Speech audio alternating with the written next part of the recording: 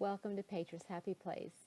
Today I'm filming in a different location. I'm trying out some different equipment. I do hope that you're able to hear this.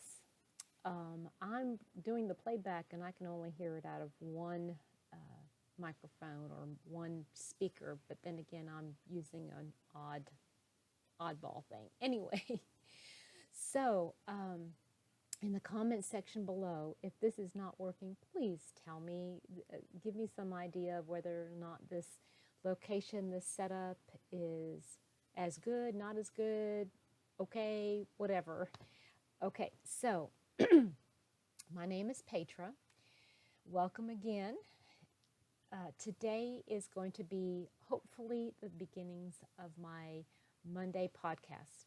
Today is number 9, I believe, of the podcast, and I've got a couple things to talk about. First, I want to address yesterday's my live that was happening. Not so much the live, but my mom. She was having a good day, and I thank you all for your prayers, and I really do appreciate it. As some of you know, I haven't put this out there because she's very sensitive and she doesn't understand what's going on. But Mom is suffering from the beginning stages of dementia. That is what my opinion and her primary care physician. And yesterday was a pretty good day, meaning basically she wasn't argumentative or combative or anything like that. So she was in a good mood. So I appreciate y'all shouting out to her and saying hello. And she gets a kick out of my video things, as she calls them. So what have I been up to lately? Well, that is a really good question.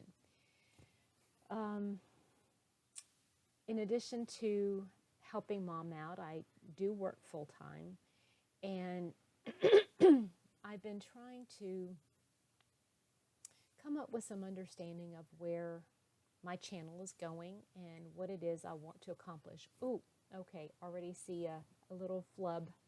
I'm on a really small setup here, and the table is real sensitive. So, having some coffee. I'm just trying to decide about my schedule.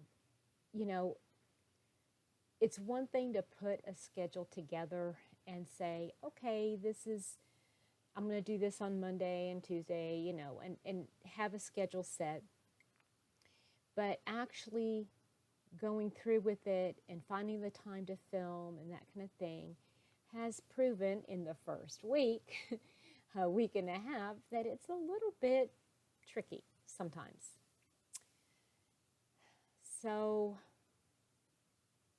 I'm not sure how that's going to work next month. I am doing my very, very best to try to stick to that schedule, but it might be that it changes up.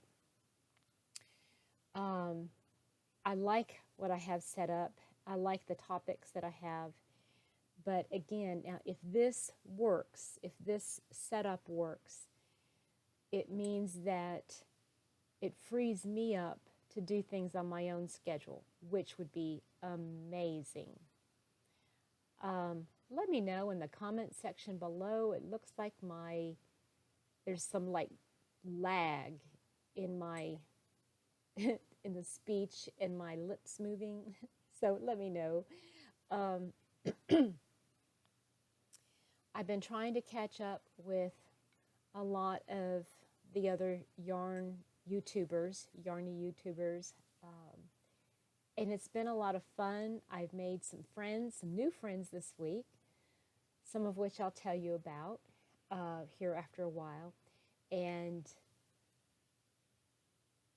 yeah, and then just trying to set my schedule and then trying to find time in between all of that to try to actually crochet. So it's been a little interesting, to say the least.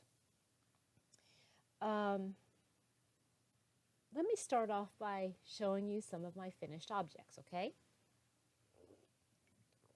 All right, so I get on kicks. I don't know if y'all have the same things, but I get on some kicks where I want to do a project. I do it. It goes really quick, so I want to keep doing a couple of them. So I found a new pattern for a headband. Now, y'all, I'm still trying to perfect these silly headbands, okay? This one I found, and I will look to see where I got this pattern from, but I love it. It is so easy peasy, and I like this twist here in the front. It just looks so cool, but I just love it. But for some reason, I'm always making my headbands too big. Now, I don't know if I just have that small of a head or if I'm making these just way too big, but I made this red one, and it's going to be a little gift for a friend, a coworker. And then I made a yellow. This is the saffron red heart. And then I used the red heart with love sparkle. See how pretty it sparkles? Her favorite color is red. She told me it was red, so I made her a red one. And then another gal said her favorite color was anything bright. So I thought, okay, this would be perfect. I'm not sure why this is coming out, but there's the twist. I'm definitely going to be making more of these headbands, only smaller, a little bit smaller. So these are for some friends at work that work in Walmart, and they're allowed to wear headbands and hats now to work. So, and they work around the self-checkout, which is always colder than anywhere else in the store. So they're allowed to wear these. So I thought, okay, I'm going to put together a couple of them for them real quick. So I decided I wanted to make, remember I got that mystery bag, the 1 pound bags for $2.40. So I thought, okay, I'm going to get some of that out. Now this, we don't know what material, what fiber content they had. I know this has got to have wool in it, but I made another hat. This is from Jada. It's just a quick hat, but I did it a little bit different. She uses the single crochet to go back and forth, and hers has a little bit smaller of a rib section here, but I decided to use a half double, and then I crocheted in the back loop only, okay? And I'm still, this is the third hat I've made, and I'm really wanting to look, and I think I'm going to have to order some from Amazon. I think they had them, those fluffy pom-poms. And since this is wool and it, needs to be hand washed or machine washed in cold and laid flat to dry, I don't think the pom-pom will be affected. So I think, yeah, I'm not going to put it on. It does fit. It's a little bit big, but I kind of like slouched the top of it a little bit when I put it on, and you can always, roll the cuff up if you wanted to, which is cute too. I kind of like that look too. I know a lot of people don't like that cuff look, but I kind of like it. Looks old-fashioned-y. Okay, so I made that. And then I have been seeing this, and I have been questioning everybody. Where did you get this pattern? Z has one from Zelda NRJ3, and Seta had one, and I noticed that Sandy from Crochet A had one, and I just bugged Sandy. I think she's probably, Sandy from Crochet A is probably so sick of hearing from me. She says, what does this girl want again? But I was begging her for where to find this pattern. So she told me Bag a Day, so I went on Bag a Day's site and I made one of these. I'll slip it on. you can't, okay, now okay, hopefully you can hear it, but, because I got my microphone on. But you wear it as a cowl, okay? So you would push it back onto your neck. But this is made from the latte cake, and I love it. It's so soft, and it's just beautiful, but I'm finding that it always falls forward. It's supposed to be worn like this.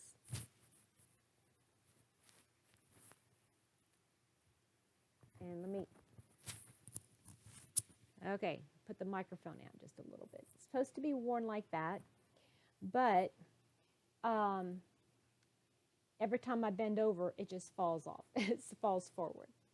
So I don't know if it's because of the slickness of the material or if I made this part too big. I'm not quite sure, but I'm going to keep it, obviously. But the pattern, or actually Crystal from Bag of Day, she had tassels, not tassels, fringe coming off of it. And I don't think I'm going to do the fringe. I like the look of the fringe, but I don't think that it's going to work very well, especially coming out in the wash, depending on how often you're going to wash it. I just am leery of that. So hold on just a minute.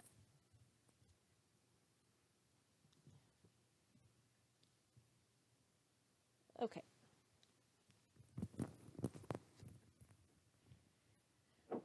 All right, so those are my finished objects. This I had made several months ago, so I kind of threw it on to go with what I'm wearing. So, other finished objects. Well, I guess you could call it a half-finished object. But I have been working on, if I can find it.